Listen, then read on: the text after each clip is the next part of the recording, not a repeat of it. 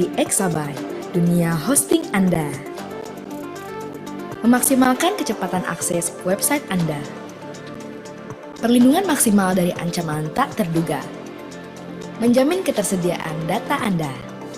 Kami siap membantu Anda setiap saat. Miliki hosting website berkekuatan tinggi, kunjungi website Exabyte sekarang.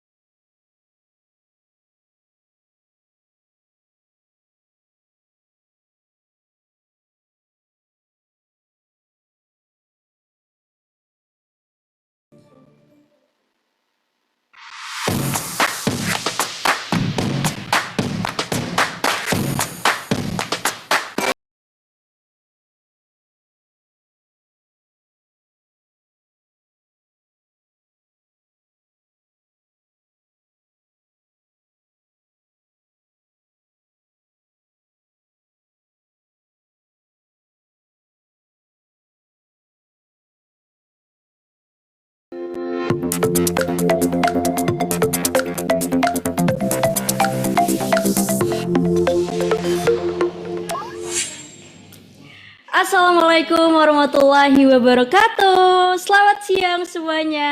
Salam sejahtera untuk kita semua. Selamat datang di Exabyte Developer Club. Senang sekali rasanya bisa kembali menyapa teman-teman semua di acara event siang ini. Saya Putri, MC yang akan memandu jalannya acara pada event kali ini. Salam kenal dari kami di Exabyte bagi teman-teman yang baru pertama kali bergabung. Teman-teman, tak kenal maka tak sayang. Mari yuk kita kenalan dulu nih di kolom chat. Kira-kira ada siapa aja sih teman-teman? Di mana aja nih asalnya? Wih. Wah, rame banget. Perkenalan diri teman-teman. Dari mana aja nih? Ayo. Wih, ada Indra dari Bali. Wih, hai Indra. Adel dari Jakarta. Hai. Ada Rajib dari Bogor. Wih, gimana Bogor nih kabarnya? Di sini sih lagi panas ya, lagi panas banget nih.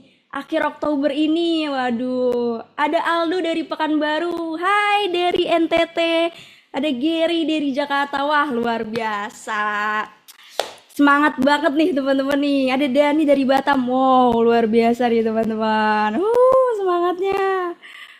Oke, nah teman-teman, sambil menyapa teman-teman di kolom chat, aku ada info sekilas nih untuk teman-teman yang sering kali bertanya, Exabyte itu perusahaan apa sih? Nah, Exabyte Indonesia adalah perusahaan penyedia jasa layanan untuk semua kebutuhan website dan digital marketing. Nah, teman-teman yang hadir ini di webinar Exabyte Developer Club merupakan sebuah wadah khusus bagi para website developer dan pelaku industri kreatif lainnya yang di bawah naungan Exabyte Indonesia untuk mengembangkan untuk mengembangkan developing skills yang sesuai dengan tren yang sedang berjalan, teman-teman. Wis, keren banget. Nah, oke, nah teman-teman pasti udah tahu lah ya, topik kita hari ini apa sih yang akan kita bahas, Wis? Topik hari ini tuh kita akan membahas tema yang seru banget nih teman-teman. Selain seru, penting banget nih untuk teman-teman kuasai. Nah, hari ini kita akan membahas yaitu SOCENG alias Social Engineering, Strengthening Your First Line of Defense, Your People, bersama Mas Rizky Maulana. Wah, semangat banget nih teman-teman ya. Seperti yang kita tahu, isu mengenai penipuan dan serangan cyber di Indonesia tuh kian meningkat teman-teman. Lagi hangat-hangatnya diperbincangkan. Bahkan beberapa tahun terakhir nih, tren social engineering di Indonesia tuh lagi naik-naiknya teman-teman. Nah, berbagai dunia bisnis itu mulai menaruh perhatian penuh nih dan bahkan memprioritaskan keamanan digital perusahaan-perusahaan mereka. Dan katanya nih faktor manusia seringkali dianggap sebagai mata rantai terlemah dalam keamanan cyber nih teman-teman. Waduh. Nah, oleh karena itu, Exabytes Indonesia berkolaborasi dengan Widya Security untuk membangun kesadaran kepada para individu agar dapat mengenali dan merespon ancaman-ancaman ini. Nah, pertahanan sehingga menjadikan mereka untuk menjadi sebagai garis pertahanan yang penting dalam melindungi diri dari serangan social engineering. Wis, keren nih teman-teman. Nah, oke, sebelum acara kita mulai ya, aku ada beberapa info nih yang aku ingin sampaikan. Dalam webinar ini tidak ada absensi khusus, tapi nanti di akhir acara akan dibagikan link khusus yang teman-teman bisa akses, yaitu untuk mendownload materi dan juga G-Form untuk mendapatkan e-certificate teman-teman. Nah, tapi teman-teman harus ikut dari awal sampai akhir ya. Oke, selain itu kita juga akan membagikan hadiah untuk 3 penanya terbaik. Jadi teman-teman boleh banget disiapkan catatannya, disiapkan pertanyaan-pertanyaan terbaiknya, kirim sebanyak-banyak dan semenarik mungkin, dan nanti kita akan pilih nih siapa tahu teman yang beruntung. Oke. Nah teman-teman, aku juga mau ada infoin lagi nih, yaitu jeng jeng jeng. Nah buat teman-teman yang sedang mencari hosting, domain hosting untuk website kalian, wis, boleh banget nih teman-teman beli di Exabytes dong pastinya. Nah, kalian akan mendapat banyak keuntungan dan berkesempatan untuk memenangkan Wuling dengan cara kumpulkan entry sebanyak-banyaknya teman-teman. Caranya gimana sih? Nah, langsung aja teman-teman untuk masuk ke https://exabytes.co.id/extravaganza. Nah, teman-teman jangan sampai kelewatan kesempatan ini. Hanya sampai 31 Desember 2024. Ditunggu ya teman-teman. Nah selanjutnya aku juga mau ada info ini teman-teman. Minggu besok banget alias Rabu besok nih, kita akan ketemu lagi di Exabytes Digital Day dengan tema Grow Your Business on WhatsApp with Interact bersama Widodo Jayadi, Business Development Manager Interact Indonesia. Teman-teman jangan lupa untuk daftar sekarang, dan untuk link pendaftarannya akan kita kirimkan di kolom chat. Langsung aja teman-teman klik linknya dan daftar sekarang juga teman-teman. Kita akan ketemu di Rabu besok ya. Nah selain itu teman-teman, untuk teman-teman yang ingin mengenai update tren terbaru di dunia marketing, mantep, strategi G2 nih yang harus disiapkan dan solusi-solusi yang tepat untuk teman-teman menyiapkan dalam program marketing di bisnis teman-teman ya. Boleh banget teman-teman untuk datang ke Marketing Fest. Yes, Marketing Fest is back teman-teman, Desember ini tanggal 10 Desember, tepatnya di Sohana Hall Jakarta. Wis, pokoknya teman-teman stay tune terus di sosial medianya Exabytes. Oke, nah teman-teman jangan lupa untuk follow sosial medianya Exabytes ya, di Instagram, di YouTube, di LinkedIn, di TikTok, di Facebook dan lainnya, agar teman-teman gak ketinggalan informasi mengenai produk, promo, event-event dan konten-konten keren Exabytes lainnya. Nah, pokoknya teman-teman tanpa berlama-lama lagi ya, kayaknya kita langsung aja nih kita mulai rangkaian acara di Exabytes Developer Club hari ini. Dengan sambutan dari Country Manager Exabytes Indonesia, Bapak Indra Hartawan. Kepada Pak Indra, kami persilakan.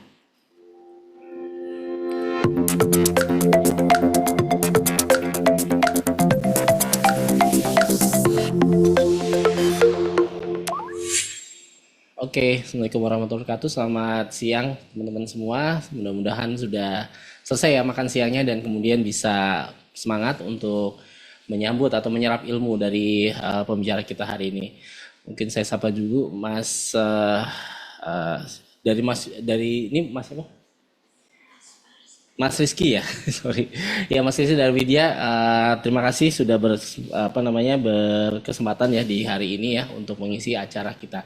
Oke, mungkin sebagai bridging aja ya, mungkin kenapa sih EDC ini diadakan. Jadi EDC ini kita namakan Exabytes Developer Club ya, karena di sini kita ingin memberikan wadah buat teman-teman developer ya untuk berinteraksi dan mungkin saling tukar pikiran. Mungkin nanti bisa juga dilanjut offline ya setelah ini ya, karena kami merasa kalau di sini kan digital itu semakin pesat ya perkembangannya, sedangkan salah satu talent yang dibutuhkan di digital adalah ya developer ya teman-teman sekalian ini. Dan kali ini spesial karena di sini kita pengen membahas yang berbeda ya, tidak lagi ranahnya terlalu teknis atau terlalu ke pemrograman. Jadi di sini kita mungkin mengulik di sisi keamanannya ya, terutama sekali beberapa waktu yang lalu saya juga pernah menghadiri salah satu event ya, di mana ada beberapa fakta yang menurut saya bikin agak merinding ya, karena ternyata dari sekian banyak cyber security attack, jadi kalau kita bayangkan peretasan dan lain-lain itu asalnya karena hackernya jago gitu ya, tapi ternyata enggak. Menurut data BSSN, menurut mereka 70% peretasan berhasil itu karena social engineering. Nah ini menarik, nanti mungkin dijelaskan sama Mas Rizky nanti ya di presentasinya. Terus kemudian yang saya lebih khawatir lagi adalah saya ngomong gini tadi pagi ya, bahkan saya juga kena soceng juga nih, social engineering. Jadi ada WhatsApp gitu ya dari mengaku-ngaku dari kantor pajak gini-gini bilang, dan saya juga heran kenapa bisa data wajib pajak ya, kan kebetulan kita instansi, data wajib pajak instansi itu kok dia bisa pegang gitu. Nah ini juga saya juga agak khawatir nih, jangan-jangan data saya sudah leak di mana gitu kan. Nah, terus kemudian dia melakukan convince saya untuk download suatu aplikasi ya dari link yang saya rasa itu phishing gitu. Nah, ini juga teman-teman saya rasa bisa dihitung lah. Kalau dulu ini jarang-jarang ya. Mungkin sekarang mungkin seminggu sekali ada yang nge-WhatsApp, ada yang nyoba nge-call dan lain-lain. Nah, ini patut dicurigai juga. Ya mungkin itu aja ya dari saya. Jadi mudah-mudahan teman-teman kalau memang developer ya bisa membuat lebih aman lagi environment untuk developmentnya ya, dari website dan lain-lain bisa diproteksi dengan mengenal trik-trik yang biasanya dilakukan oleh hacker yang menggunakan social engineering. Saya tutup ya. Mungkin kayak ada 2 pantun nih kayaknya. Pagi hari jogging di taman, udara masih dingin dan menyejukkan. Social engineering tampak meyakinkan, tapi sebenarnya penuh jebakan. Oke. Yang terakhir, sebelum saya tutup, akhir tahun enaknya ambil cuti. Touring luar kota bareng teman. Lawan cyber threat bersama Widya Security. Pilih Exabytes, urusan jadi aman. Terima kasih semuanya. Wassalamualaikum warahmatullahi wabarakatuh.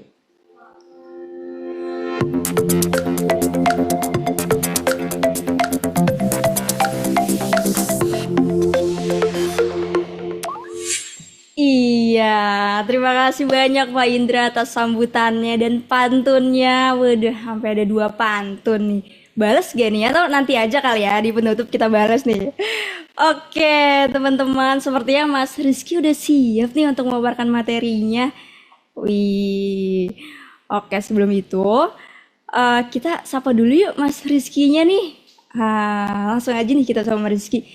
Halo Mas Rizky, apa kabar Mas? Halo, selamat sore Mbak Putri ya. Iya Kabar Mas, baik selamat nih. sore. Kalau di sini masih siang sih Mas, belum sore Mas. Oh iya, benar-benar. Jadi jam 2 udah sore sih kalau saya. Oh iya, gimana Mas di bulan Oktober akhir ini nih? Apakah bulan Oktobernya berjalan dengan cepat atau lambat? Cukup lambat ya, karena kalau di Oktober nih banyak banget yang audit ya, jadi cukup hektik juga sih di bulan Oktober sampai Desember untuk pentest dan sebagainya. Baik, oke sih ya Mas Rizky. Nah, oke buat teman-teman yang nanti ingin bertanya, bisa ditanyakan, diketik aja di kolom Q&A ya.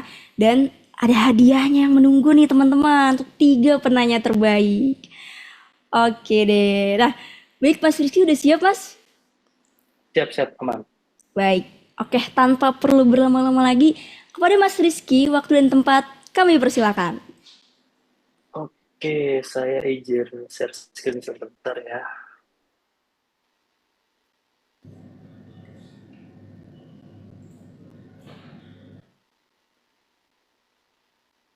Ya, oke. eh, Selamat sore teman-teman semua yang udah hadir. Thank you udah join di webinarnya Exabytes ya. Yang bertemakan tentang social engineering, strengthening your first line of defense. Tapi di judul materi saya ini saya lebih pengen ngasih security awareness ya, atau kesadaran akan security gitu ke teman-teman semua. Intro cepat aja, saya nggak terlalu suka publikasi yang terlalu gimana-gimana. Nama saya itu Rizky Kamaulana. Kalau teman-teman pengen reach out atau mungkin pengen tanya-tanya lebih lanjut, bisa via LinkedIn aja, bisa di linkedin.com/username saya Rizky Maulana itu. Bisa dicari di Telegram juga ada, saya cukup fast respon di Telegram, atau mungkin dari Instagram juga bisa kalau mau reach out gitu. Di situ portofolio saya lebih lengkap sih daripada saya masukin ke sini gitu.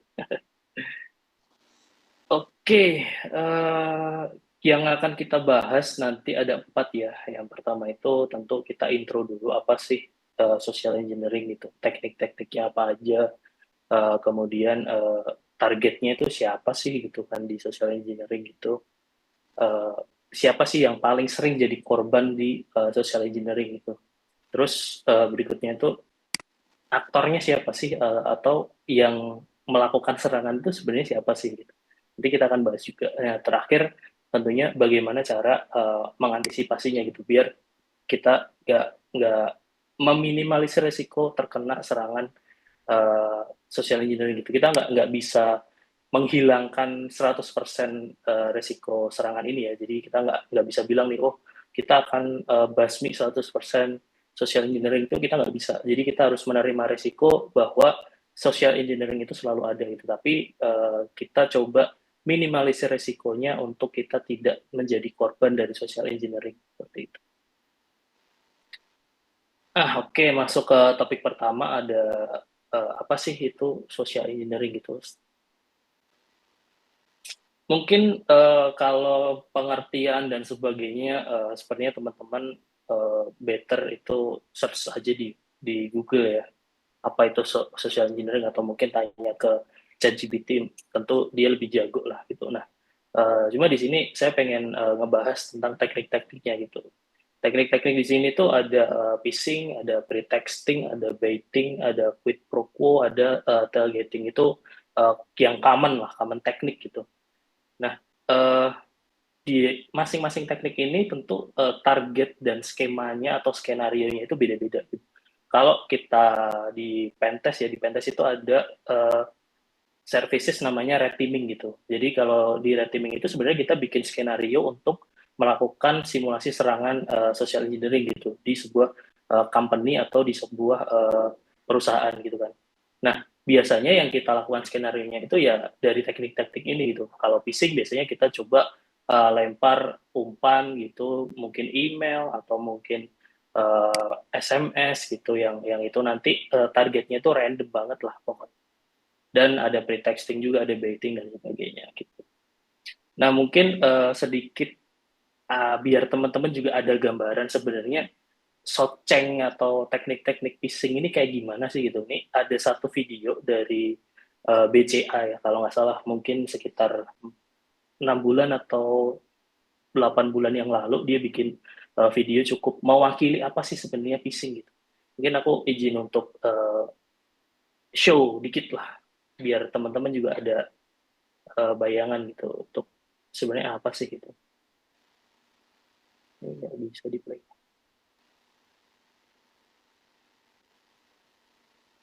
Oke.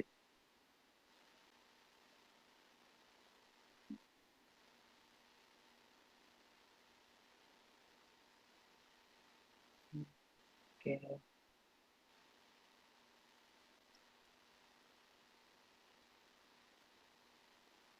Jadi nggak bisa di play ya. Sorry, izin untuk play dari YouTube langsung aja sebentar.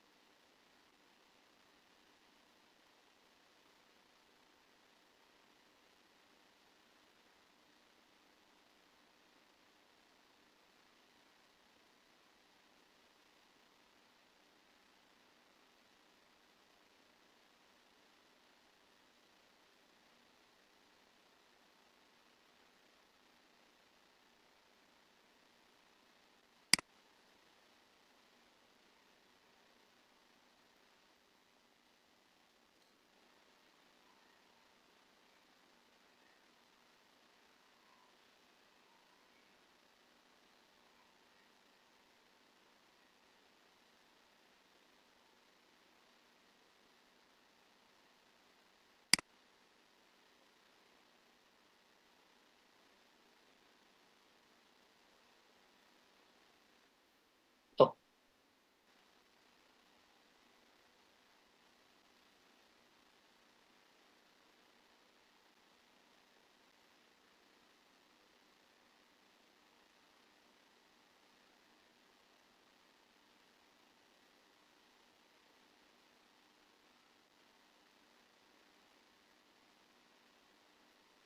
Mas, Mas Rizky suaranya nggak ada, Mas. ya. Sorry, suaranya nggak masuk ya? Iya. Oke. Eh, sorry. Oke, mungkin nanti bisa dilihat di YouTube aja ya. Judulnya Don't Know Kasih No itu. Itu cukup mewakili dari teknik phishing gitu. Ini Oh, kemarin aku coba play dari sini bisa sih, tapi nggak bisa di play. oke, Jadi, Mas. sorry. Jadi ini mewakili sedikit tentang apa itu phishing ya. Jadi kalau di sini sih perumpamaannya itu ada orang mancing gitu kan.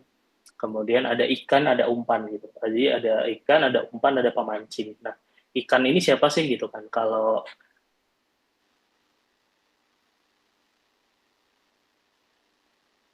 di sini ikan itu kita ibaratkan itu sebagai eh, targetnya kita gitu. Sorry, ke sini ya. Nah, ini ikan itu adalah target gitu atau calon korban lah, calon korban gitu. Nah, pemancing itu kita sebut kalau di istilah cyber security itu namanya threat actor gitu. Jadi dia itu aktor yang menyebarkan si social engineering ini. Nah, umpan ini teknik yang digunakan gitu, bisa phishing itu tadi, bisa pretexting, bisa baiting, bisa tailgating dan sebagainya. Jadi umpannya itu banyak banget gitu, nggak cuma satu gitu, dan skenario nya juga luas ya.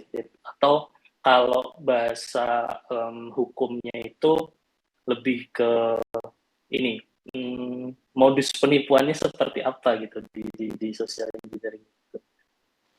Nah, kita akan bahas dulu sebenarnya cara kerjanya gimana sih gitu. Kalau yang phishing tadi seperti yang dijelaskan di video tadi ya, itu mencoba untuk memancing korban gitu, memancing dengan segala cara gitu. Nah, biasanya targetnya itu random gitu. Nah, si aktor itu ataupun kita sebutnya threat actor ya, kita sebutnya TA ya, threat actor itu dia biasanya udah dapat data mentah nih, raw data. Dia bisa itu beli, bisa itu dapat dari website yang bocor, ataupun bisa aja dapat dari scraping data ya. Itu asal muasalnya luas banget tuh. Nah, dari data itu random tuh, ya udah sebarin aja. Misalkan dia, let's say tadi teman-teman di Xabet bilang pagi tadi dapat soceng dari KPP misalkan. Nah, bisa aja si threat actor ini dia itu scraping data tuh dari entah dari mana yang itu mengindikasikan dia punya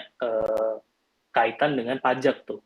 Nah, ya udah kita sebar aja seolah-olah ada panggilan pajak seperti itu. Nah, itu salah satu contoh antara ikan yang mancing sama pengumpannya gitu. Jadi kalau yang namanya phishing itu pasti random, nggak mungkin kayak yang wah ini pasti Mas Rizky nih gitu, atau mungkin ini pasti Mbak Putri ini gitu. Itu hampir jarang. Biasanya random, pokoknya asal sebar aja. Mana yang dapat ya udah ditarik gitu sama dia. Yang kedua itu ada pretexting. Nah, kalau sudah masuk ke pretexting, teknik-teknik pretexting, itu biasanya sudah targeted tuh. Jadi, dia itu pretend to be someone you know, atau biasanya ngaku-ngaku sebagai teman dekat kalian. Nah, ini biasanya kalau semisal HP kalian itu kemalingan gitu. Terus dia bisa buka WhatsApp teman-teman, terus ngaku ke semua kontak kalau kalian butuh duit gitu, padahal itu bukan kalian gitu, tapi seolah-olah itu kalian. Jadi namanya pretexting, atau mengaku seolah-olah menjadi seseorang yang kalian kenal gitu. Ini biasanya targeted ya, jadi bisa saja kalian itu sudah yang pernah saya dapat itu contoh biasanya ini general manager di sebuah hotel gitu kan.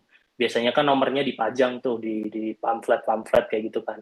Atau mungkin sales dari sebuah hotel gitu. Biasanya juga nomornya udah dipajang gitu, namanya siapa, produknya yang ditawarin apa. Nah, dia ini tuh ngekontak klien yang emang dia itu sudah pernah di hotel itu gitu biasanya. Nah, terus di chat tuh seolah nawarin produk bla bla bla bla bla bla dan sebagainya. Ujung-ujungnya mungkin disebar link scamming dan sebagainya. Itu sering terjadi, atau biasanya pinjam duit lah dan sebagainya, itu sering terjadi. Namanya tekniknya adalah pretexting gitu. Yang berikutnya ada yang namanya baiting. Nah, ini baiting ini juga baru-baru saja itu enggak baru sih, udah sering gitu, sering banget terjadi. Jadi dia itu menawarkan sesuatu yang kalian sukai secara cuma-cuma. Contoh biasanya apa sih? Situs bajakan, misalkan di sebuah website yang itu memberikan services video atau film secara gratis dan cuma-cuma ya. Nah, itu biasanya bisa dimanfaatin juga tuh untuk jalan sebagai social engineering. Entah itu tiba-tiba nanti ada pop-up kalau diklik jadi masuk ke link scamming dan sebagainya, ataupun kalian download aplikasi yang itu crack, katanya gratis, tapi itu nggak 100% gratis ya. Pasti mereka yang namanya threat actor tuh selalu naruh backdoor ataupun jalan-jalan tersembunyi lah, mungkin di aplikasi itu diam-diam ngumpulin data atau gimana gitu. Memang kita nggak kerasa gitu kalau aplikasi itu tuh ini nggak ada apa-apa, nggak ada virusnya dan sebagainya, tapi dia bisa aja diam-diam itu ngambilin data kita tuh. Makanya dia memberikan sebuah tawaran yang menarik gitu, yang kalian tuh kayak wah ya aku butuh nih gitu, mana ini gratis lagi. Nah, itu biasanya sering tuh. Itu juga bisa random, bisa targeted, tergantung situasinya. Terus ada juga quid pro quo. Ini sama seperti baiting tapi lebih kayak belak-belakan di depan. Oke, gue kasih ini tapi lu bantuin aku ini ya gitu. Nah, ini contohnya biasanya di sebuah counter pulsa itu kan pasti nyimpen nomor ya, nyimpen nomor HP yang banyak banget tuh, database nomornya banyak lah. Nah, biasanya threat actor ini kalau kalian dapat SMS yang nggak jelas ataupun telepon yang nggak jelas, dia itu beli nomor telepon dari si counter pulsa ini gitu. Ya counter pulsa juga ini nomor daripada nggak dipakai gitu kan. Misalkan ada yang beli satu nomor Rp100 juga mereka kasih gitu. Toh dia juga nggak rugi apa-apa gitu. Dan biasanya itu salah satu contoh masuk gitu. Jadi bagi gue nomor dong gitu misalkan lu ada database nomor kan gitu. Iya nih ada nih, ya udah gue beli aja deh daripada nggak kepake kan. Ya siapa sih yang nggak mau gitu dibeli nomornya cuma-cuma gitu kan.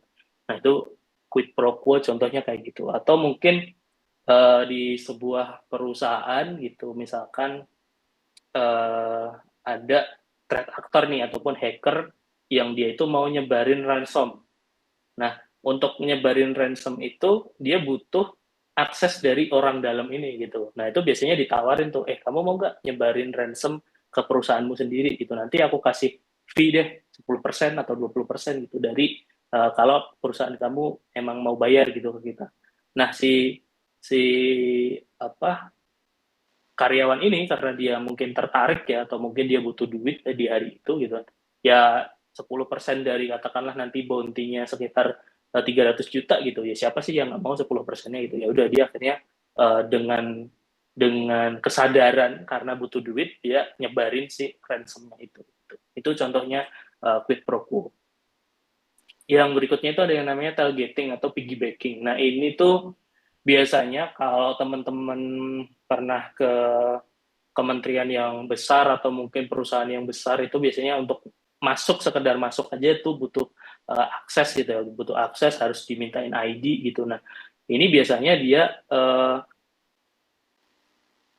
apa ya kayak tailgating tuh kayak ngekor gitu loh. Misalkan nih aku nih saya itu punya akses ke gedung A gitu. Nah, si attackernya ini dia tuh ngesoceng saya nih, aku ini dong bantuin dong masuk ke situ ada barang yang ketinggalan misalnya. Tapi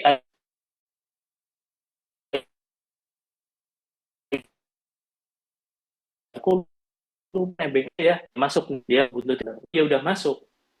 Yang terdata adalah kayak gitu. Ada si attacker ini punya niat masuk ke gedung, misalkan nanti masuk ke ruang server dia nyolokin bad USB misalkan. Nah itu bad USB-nya nanti bikin nyebarin virus dan lain-lain di server. Nah itu biasanya di tekniknya kayak gitu tailgating. Jadi awalnya dia ngaku-ngaku kalau seolah-olah ID card-nya lupa lah dan sebagainya seperti itu. Nah, yang berikutnya itu target ya. Siapa sih yang paling sering jadi target gitu di serangan social engineering? Sebelum kita ngomongin ke target, ini ada data yang menarik, benar seperti yang disampaikan dari teman-teman Exabyte tadi. Ini data dari BSSN ya, dirilis resmi tahun 2023. Kita lihat top 10 traffic anomali itu rata-rata dari Trojan atau RAT, kemudian ada phishing site sama malware gitu. Nah, ini jadi menarik gitu. Di Trojan aja dia sampai 110 juta traffic gitu. Terus di phishing site sampai 48 juta. Artinya, phishing itu ataupun social engineering itu emang masih jadi jalan terbaik seorang hacker ataupun seorang threat actor itu untuk masuk ke sebuah entah itu perusahaan ataupun menyerang pribadi gitu. Nah, yang menarik di top level itu ada Trojan ya. Nah, Trojan ini biasanya disimpan di aplikasi-aplikasi yang dia itu katanya free dengan crack kita nyebutnya crack. Nah, cracknya itulah dia sebenarnya Trojan gitu. Nah, itu jadi teman-teman kalau yang hari ini masih nginstal aplikasi crack-crackan ataupun bajakan saya nggak tahu ya yang pakai berapa banyak tapi saya yakin dari kebanyakan yang datang di webinar ini seenggaknya satu orang pasti masih install aplikasi crack-crackan saya yakin sih. Nah itu traffic Trojan itu biasanya berangkat dari aplikasi crack itu tadi. Jadi ini sangat datanya itu sangat relevan dengan traffic dari social engineering itu masih jadi salah satu yang terbaik lah untuk kita bisa masuk ke sebuah sistem. Nah, yang paling sering jadi target itu biasanya satu karyawan. Nah, itu pasti itu karyawan. Misalkan attacker itu pengen nyerang perusahaan A gitu. Nah, perusahaan A ini secara perusahaan ya, secara uh, organisasi perusahaan dia itu udah menerapkan standar, udah menerapkan firewall, udah menerapkan SOC, udah pentest dan sebagainya gitu. Tapi biasanya kalau attacker ataupun threat actor udah menemui perusahaan yang kayak gitu, satu-satunya jalan untuk masuk biasanya dari karyawannya gitu. Nah, caranya gimana? Nanti kita akan bahas spesifik dari kasus yang sudah pernah terjadi baru-baru ini. Yang berikutnya ada boomer. Boomer ini ya katakanlah orang tua kita lah, umur 50, 60 ke atas gitu. Biasanya kan yang udah pegang HP aja bingung gitu kan, ataupun uh, masuk ke ATM aja kadang masukin kartu aja bingung. Nah, ini biasanya sering nih jadi target soceng nih. Ini terjadi ya di ibu saya sendiri itu kalau ngambil uang ke ATM, itu pasti minta minta tolong saya gitu. Karena dia nggak bisa tuh mencet-mencet sendiri gitu kan. Nah, bayangin kalau itu dia berangkat sendiri, tiba-tiba di belakang udah ada yang nargetin dia gitu. Sini Bu, saya pencetin pinnya gitu. Padahal itu mungkin nge-transfer atau kayak gimana. Nah, ini sering-sering banget terjadi gitu.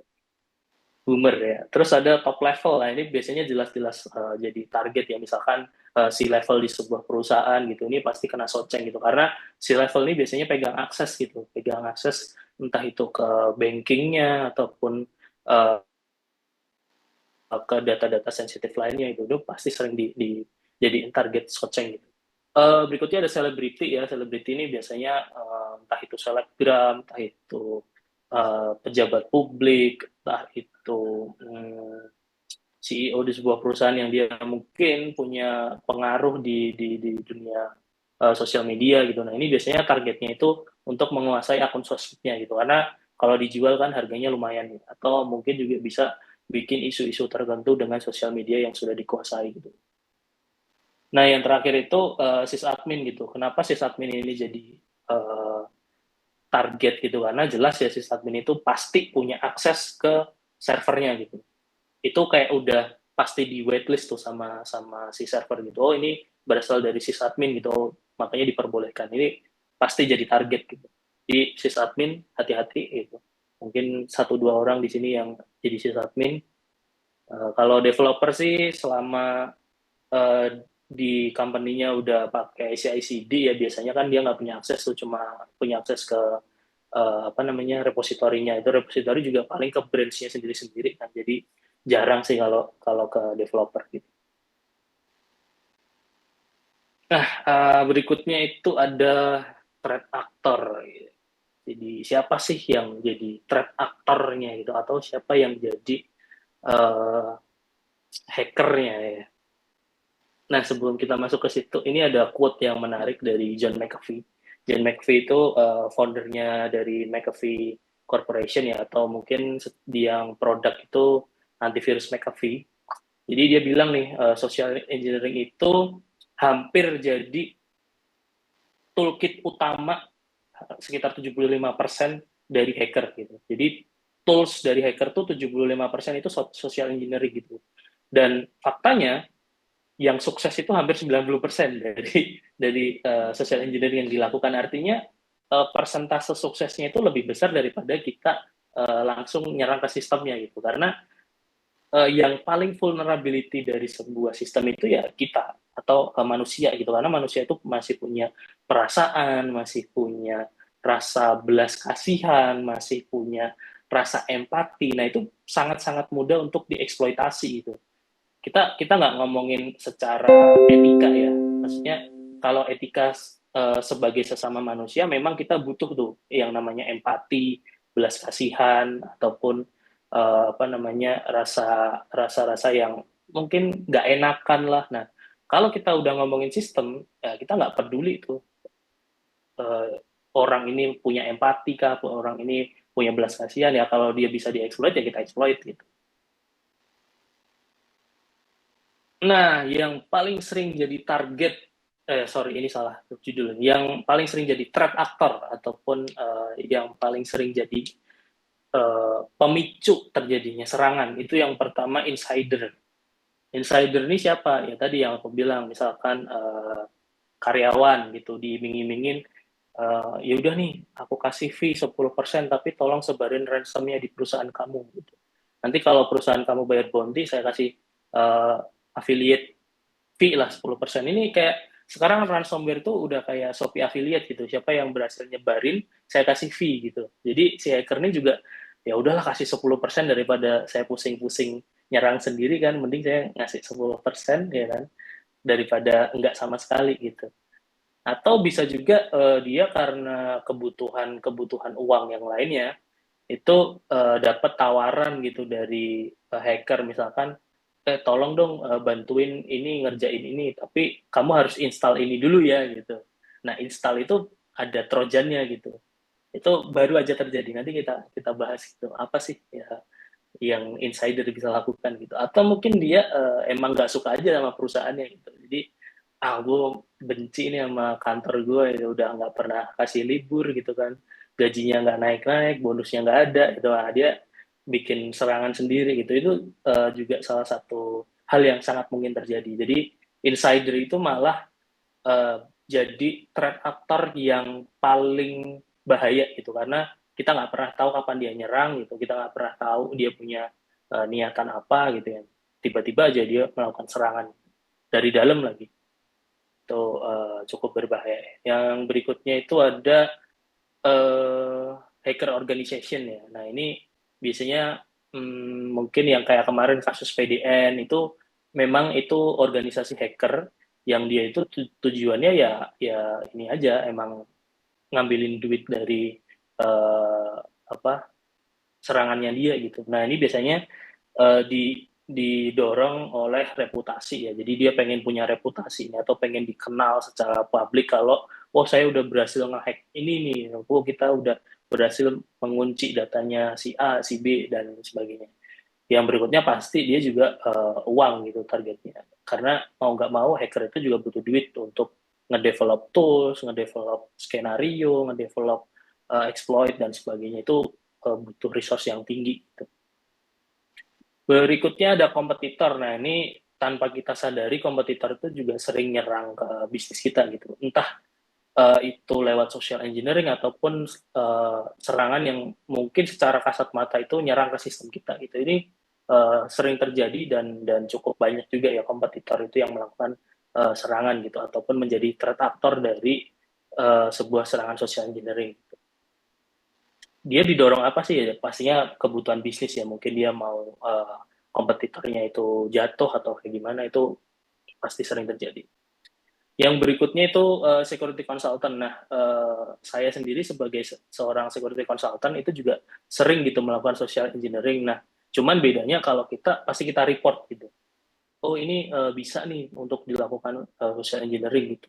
Ya kita karena sebagai consultant kita punya kode etik yang harus dijalankan gitu ya. Itu kita akan report gitu. Oh, ini loh celahnya ada di sini gitu. Nah, itu biasanya kitanya didorong karena ada ethical hacking ya. Jadi kita punya kode etik dalam melakukan sebuah skenario serangan gitu.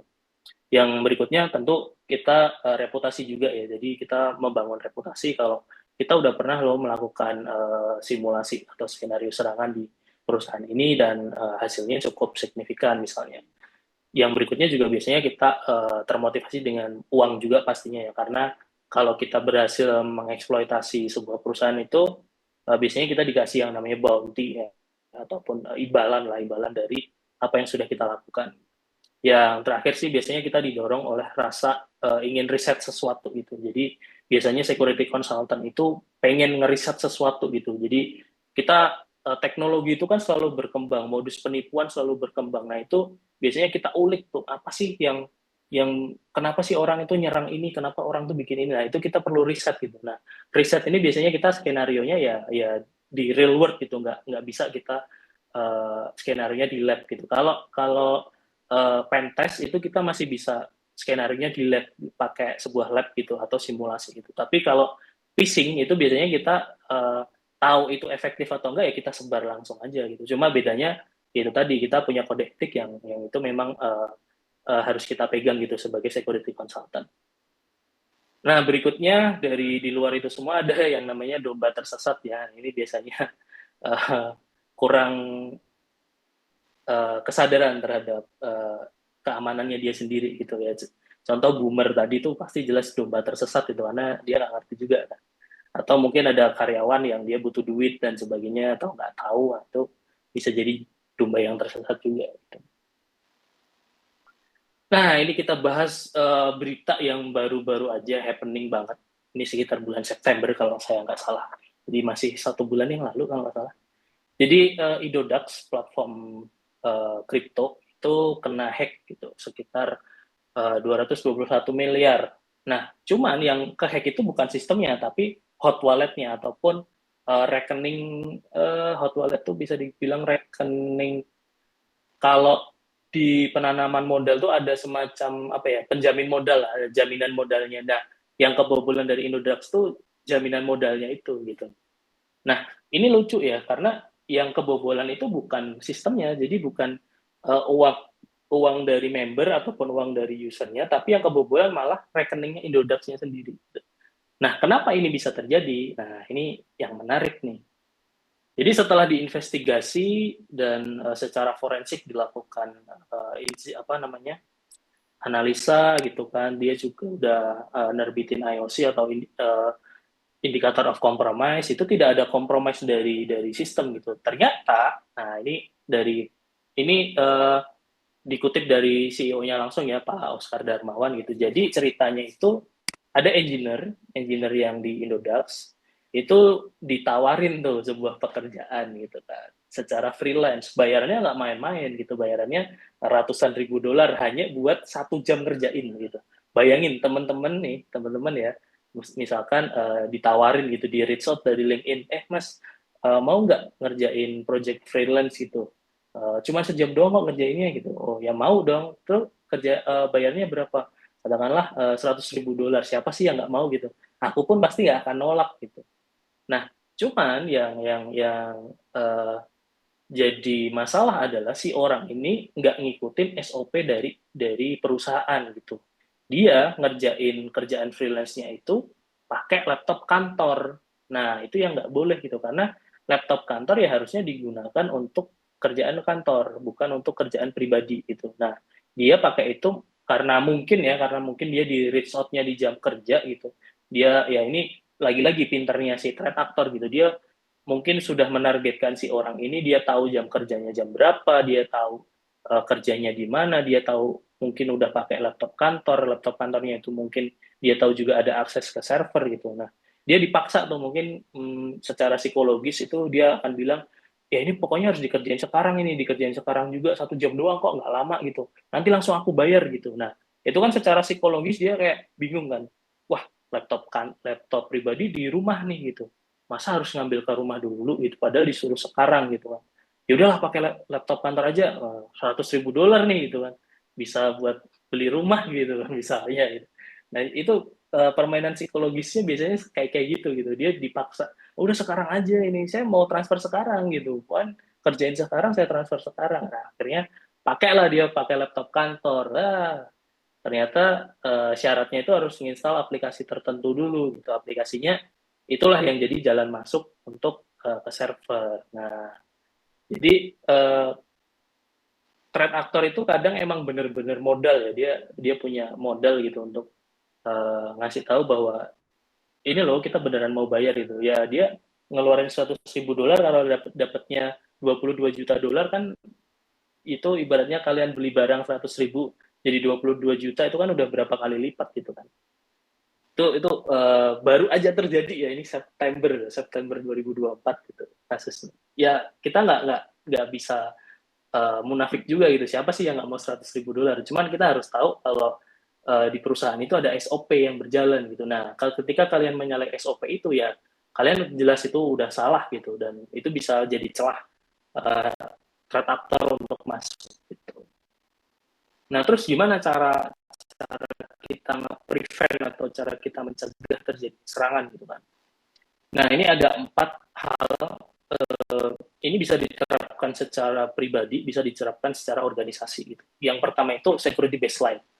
Apa sih security baseline gitu? Security baseline itu sebenarnya standar yang diterapkan di sebuah organisasi untuk melindungi semua aset yang ada di perusahaan gitu. Nah, biasanya security baseline ini kalau di Indonesia yang ngetrend ya ISO misalkan. Nah, ISO itu ambil aja yang 2071 yang membahas tentang information security. Iya, kalau nggak salah information security. Mungkin kalau saya nggak salah, kalau salah bisa dikoreksi nanti. Itu bisa pakai ISO 27001 atau bisa juga pakai NIST gitu. Nah, di ISO ini dibahas tuh bagaimana kita itu punya pembagian akses ke sebuah aset. Aset itu kalau kalau istilahnya di security baseline itu aset ya. Mungkin kalau bahasa awamnya itu ya aplikasi lah, bisa aplikasi, bisa server, bisa PC-nya, pokoknya aset perusahaan gitu. Aset ini bisa aset berwujud dan aset tidak berwujud. Kalau aset berwujud kan jelas ya server dan sebagainya. Kalau aset tidak berwujud itu bisa karyawan, bisa aplikasi, bisa apalagi jaringan. Itu contoh aset yang tidak berwujud gitu. Jadi di security baseline ini dijelasin tuh untuk melindungi aset itu tadi, caranya tuh kayak gimana? Ya itu dia bikin SOP, dia bikin pembagian akses, dia bikin gimana caranya monitoring akses, terus insiden responnya seperti apa. Jadi kalau ada kejadian itu responnya kayak gimana, standarnya seperti apa. Nah itu kalau di perusahaan harusnya sudah diterapkan tuh. Jadi yang namanya ISO itu bukan sekedar wah ini saya udah ISO ya udah gitu. Enggak. ISO itu benar-benar kalian dapat dan harus dijalankan gitu. Kalau nggak dijalankan ya itu tadi Indodax yang sudah sebesar itu aja dia bobol gitu. Dan bobolnya ya karena karyawannya itu tidak menerapkan SOP yang sudah dibuat dari perusahaan gitu. Padahal perusahaan itu bikin SOP sesuai standar atau security baseline yang ada gitu. Itu contohnya. Nah, kalau secara pribadi itu knowledge ya. Jadi pengetahuan kita, security awareness kita itu harus diupdate bisa dibilang setiap hari sekarang. Karena setiap hari itu selalu ada jenis-jenis serangan yang baru. Gitu. Jadi ya modus penipuan aja kan makin hari makin canggih kan. Yang dulu mungkin telepon papa minta pulsa, kemudian bilang anaknya tabrakan, terus sekarang jadi undangan pernikahan. Itu kan update terus tuh. Nah, kita juga harus ngikutin tuh perkembangan modus penipuan itu kayak gimana gitu. Jadi biar kesadaran kita terhadap keamanan diri kita sendiri dulu ya. Keamanan diri kita sendiri dulu tuh lebih meningkat lagi gitu. Jadi perlu diupdate apa ngikutin tren lah. Tren sekarang tuh apa sih gitu. Baca-baca aja, baca berita lah, baca buku gitu. Ngikutin aja update-nya kayak gimana.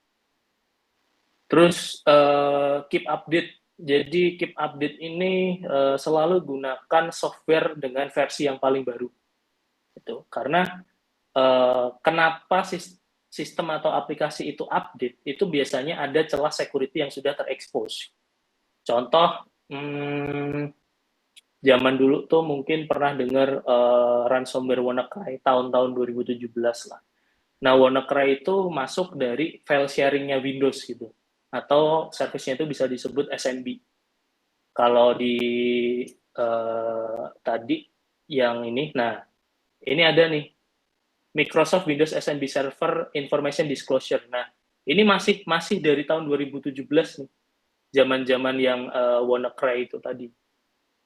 Jadi di tahun 2017 aja di Indonesia itu masih belum banyak yang update. Ini jujur aja ya, saya pernah melakukan audit di sebuah company, di sebuah perusahaan, ya bisa dibilang multinasional juga, tapi nggak terlalu besar juga, tapi dia bisa dibilang multinasional. Itu PC yang digunakan itu masih menggunakan Windows 7 gitu, Windows 7. Dan Windows 7-nya itu SMB-nya nggak diupdate ke versi yang paling baru. Itu jelas tahun 2017 itu ada zero day untuk bisa masuk ke SMB atau file sharing itu. Nah itu langsung masuk. Bayangin, itu saya lakuin audit itu di tahun 2021. Padahal bug-nya itu di tahun 2017. Artinya 4 tahun itu mereka nggak ada update.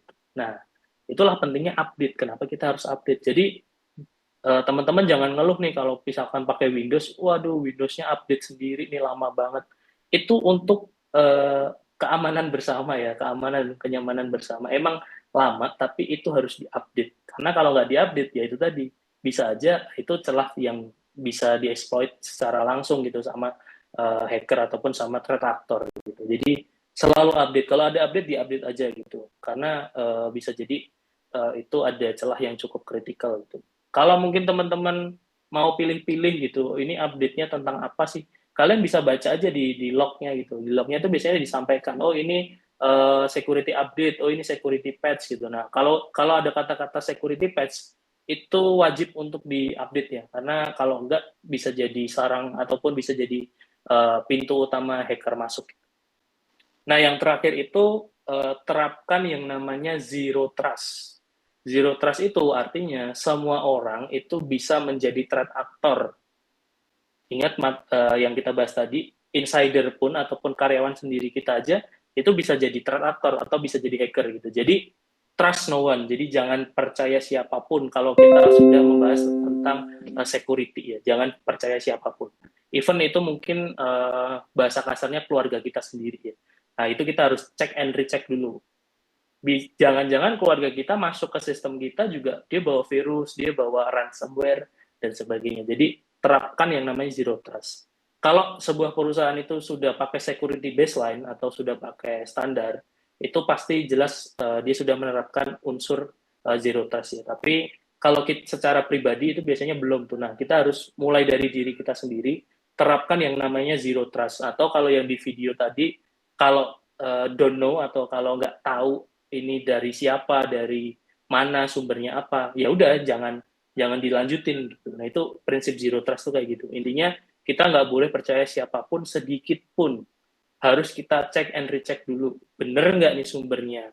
Bener nggak nih asalnya? Aman nggak nih asalnya? Kayak gitu. Jadi semua harus dicek dulu. Dia bener-bener clear atau nggak. Kalau clear ya sudah dipakai.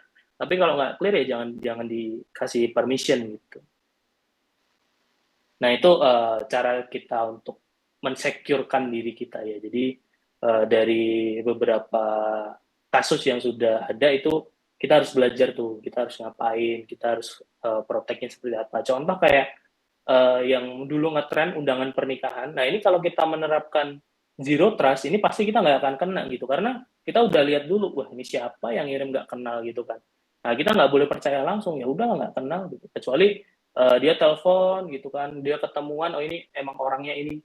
Even kalau orangnya datang pun gitu kan, even orangnya datang, itu kita juga nggak boleh percaya 100% gitu. Kita harus cek and recheck juga gitu di kepentingannya dia apa gitu kan. Terus ngapain nih, oh, tiba-tiba mungkin temen 10 tahun yang lalu gitu kan, tiba-tiba datang mau minjem duit atau gimana gitu kan. Jadi unsur zero trust itu harus diterapkan betul-betul. Itu kurang lebih cara untuk memprotek diri kita sendiri. Mungkin segitu aja materi yang saya sampaikan gitu. Jadi kalau Socing ini kalau kita mau bahas detail bisa mungkin 3 hari lah baru selesai gitu. Karena waktu yang terbatas, materi yang bisa saya sampaikan seperti itu. Mungkin kalau ada pertanyaan dipersilahkan. Baik, terima kasih banyak Mas Rizky atas materinya yang sangat insightful. Nah, kalau kata anak-anak Gen Z ini materinya daging wagyu nih, daging wagyu A5 nih. Oke, teman-teman ini menarik sekali ya. Teman-teman juga kayaknya nih udah semakin melek nih terhadap Socing alias social engineering itu sendiri. Dan juga harapannya teman-teman jadi makin aware nih terhadap ancaman-ancaman dari Socing dan makin mengerti nih apa sih yang harus dilakuin kalau amit-amit pelaku Socing ini menghampiri gitu teman-teman.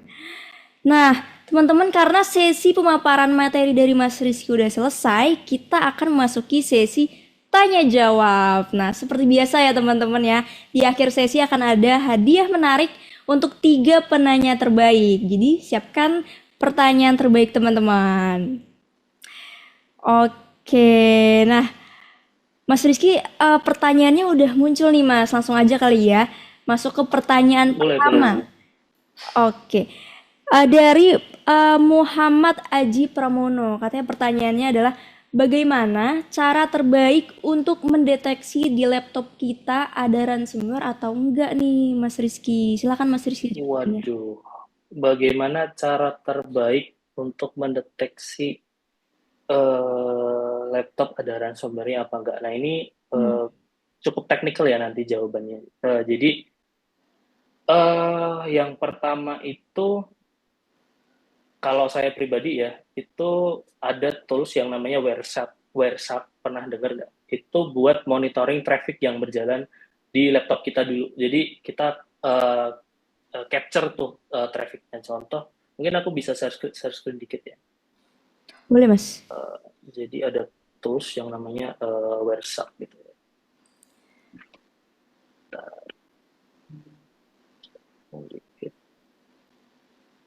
Nah, ini juga biasanya yang dipakai ketika kita sedang melakukan forensik gitu, atau ada insiden di sebuah komputer ataupun sebuah server gitu. Nah, kita lihat aja di sini tuh traffic yang jalan tuh apa gitu.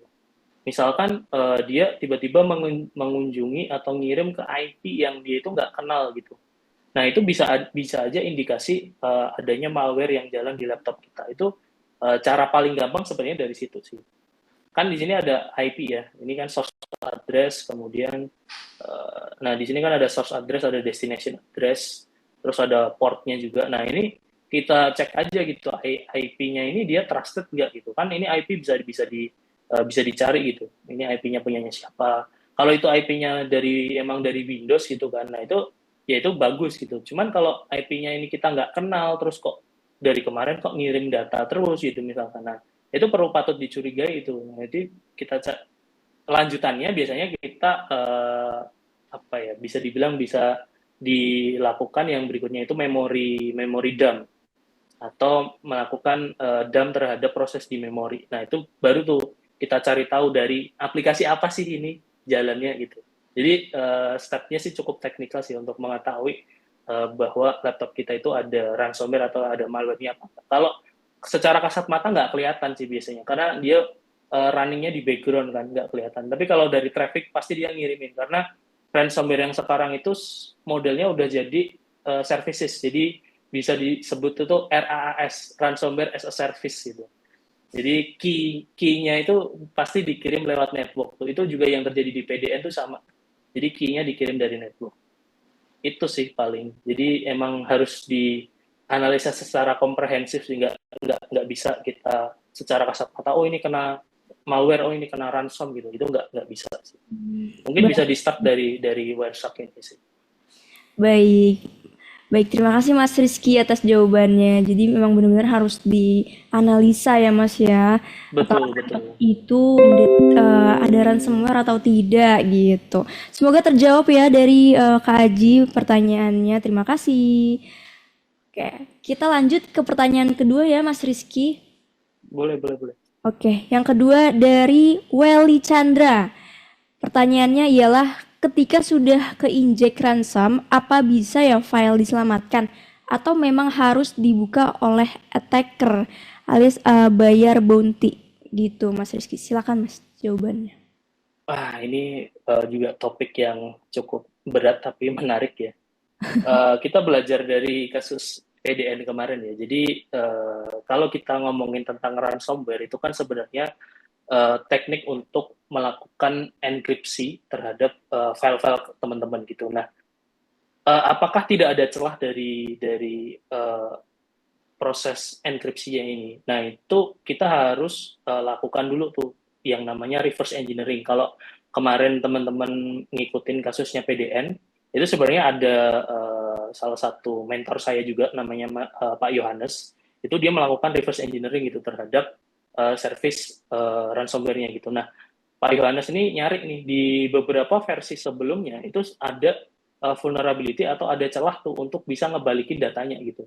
Tapi itu juga tergantung dari logika ataupun dari jalannya si aplikasi itu gitu. Jadi contoh yang nyerang PDN itu kan ada dua ya, ada Lockbit, ada sama Babuk gitu. Nah, kalau yang Babuk itu ada vulnerability-nya tuh di proses enkripsinya. Jadi kalau Babuk ini yang dienkripsi itu hanya ujungnya aja. Jadi kalau file itu kan misalkan panjangnya segini ya. Jadi ada tengah, ada depan, ada belakangnya. Atau kalau di file itu ada magic page-nya, ada sama N-nya gitu. Kalau teman-teman cari itu misalkan PNG itu kan depannya pasti selalu PNG gitu, belakangnya diakhiri IEND kalau nggak salah ya. Nah, sama Babuk itu yang dienkripsi cuma depan sama belakangnya aja, tengahnya ini enggak gitu. Nah, itu juga jadi salah satu cara untuk kita ngebalikin lagi filenya gitu. Memungkinkan nggak? Bisa, memungkinkan gitu. Cuman kita harus tahu dulu, ini enkripsinya itu jalannya seperti apa gitu. Tapi kalau kita nggak bisa tahu ini jalannya seperti apa, ya susah juga. Jadi apakah bisa dibalikin apa enggak, tergantung ada kerentanan atau ada celah nggak dari sisi enkripsinya itu sendiri gitu sih. Oke, terima kasih Mas Rizky atas jawabannya. Semoga terjawab ya, Kak Welly Chandra atas pertanyaannya. Oke, kita lanjut ya Mas ya ke pertanyaan berikutnya dari Kak Andriansyah. Pertanyaannya ialah, bagaimana jika akun email kita diretas dan password sudah dirubah oleh pihak hacker? Apa yang harus kita lakukan dan tips cara pencegahan agar email kita tidak mudah diretas? Terima kasih Mas Rizky katanya. Gitu. Oke, ini juga menarik, ini sering terjadi ya. Jadi ada selebgram misalkan itu pakai emailnya ke-hack sampai di-reset passwordnya itu. Nah, caranya gimana? Itu satu-satunya cara kita ngereset password ya kita harus banding tuh ke pihak provider emailnya, karena satu email itu kan miliknya pihak ketiga ya, bukan punya kita sendiri. Itu beda kalau itu email punya kita sendiri gitu. Maksudnya punya kita sendiri itu layanannya ya, misalkan Rizky itu emailnya rizky@ekamaulana.web.id. Nah, itu kan servernya punya saya sendiri. Nah, itu saya punya kewenangan penuh untuk ngereset email itu. Tapi kalau email kita Gmail misalkan, atau punyanya Google, itu kan itu punyanya Google. Google punya aturan tuh untuk ngereset, cara ngereset password atau cara banding password. Karena kalau nggak ada aturan, artinya semua orang bisa ngeklaim ataupun bisa ngereset password mereka sendiri-sendiri gitu. Nah, itu juga jadi bahaya gitu. Nah, kalau udah kayak gitu caranya gimana ya? Caranya kita harus banding ataupun mengajukan komplain ke Google-nya. Ini prosesnya sangat ribet tapi masih bisa dilakukan ya dengan cara-cara tertentu. Itu biasanya satu, kita request banding, yang kedua kita harus melampirkan berita kalau memang email kita itu terjadi compromise gitu. Nah, itulah kenapa kalau selebriti itu cepat itu balikin emailnya gitu, karena enak tuh kita tinggal bikin berita tentang si A itu kan pasti muncul di kolom berita kan. Nah, itu beritanya tinggal kita kirim aja ke Gmail misalkan, itu pasti Gmail langsung oh ya udah nih kita balikin email lu gitu. Itu caranya biasanya seperti itu. Nah, akan susah kalau kita bukan siapa-siapa, itu pasti susah banget. Tapi masih bisa dilakukan kalau kalian sabar ya. Jadi ya udah banding terus aja, ngajuin komplain terus, misalkan nanti biasanya ujung-ujungnya adalah dimintain ID card gitu. Nah, kalau sudah masuk ke ID card, itu presentasi kita bisa melakukan ataupun mengembalikan email kita mungkin di angka 80% sih. Tapi balik lagi, itu kebijakannya Google. Nah, cara untuk mengantisipasi gimana sih biar kita nggak kebobolan emailnya. Nah, itu jelas ya, pasti terapkan multi-factor authentication atau 2FA.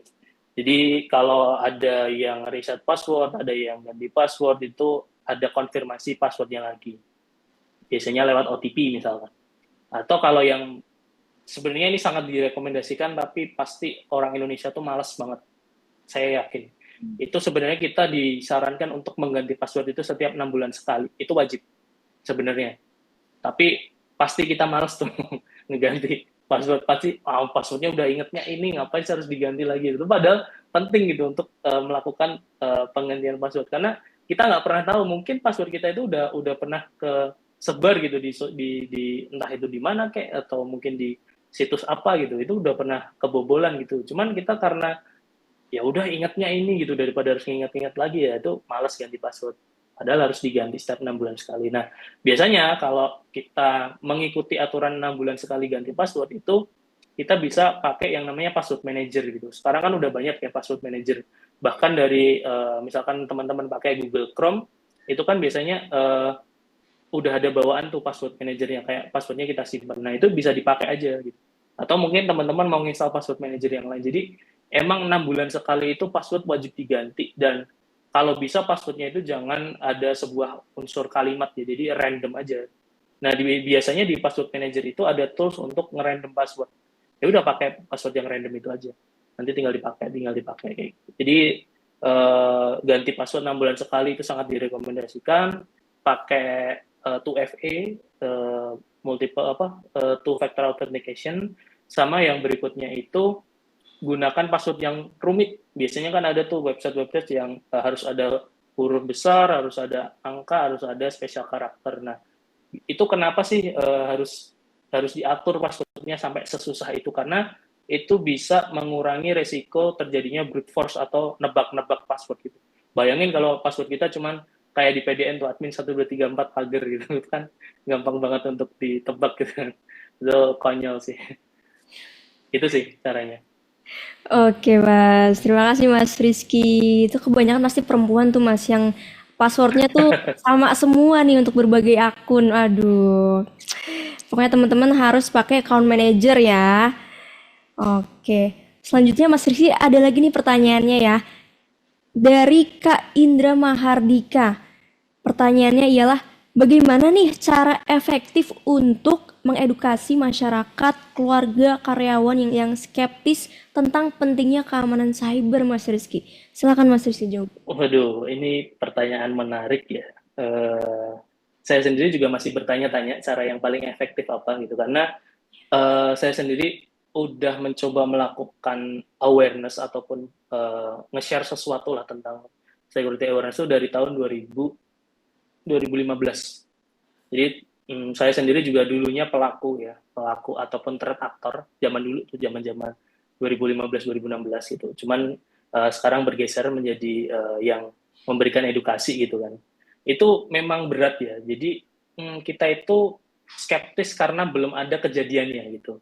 Biasanya itu tipikal orang Indonesia banget gitu, harus kejadian dulu baru ada pencegahannya gitu. Kita nggak mau tuh misalkan dikasih pencegahan, masa sih belum kejadian juga, itu udah kayak apa ya, udah kayak kultur kita tuh udah kayak gitu itu. Contoh yang paling gampang aja, di tempat saya itu ada persimpangan yang itu udah aku bilang itu, ini persimpangan dulu harusnya dikasih lampu merah gitu sebelum ada terjadi kecelakaan.